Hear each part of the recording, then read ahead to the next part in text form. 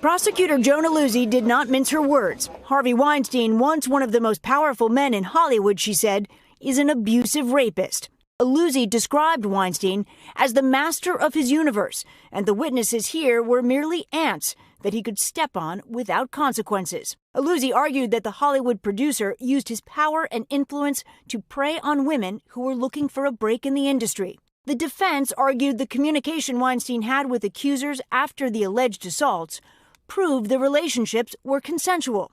Illuzzi pushed back, telling the jury he made sure he had contact with the people he was worried about.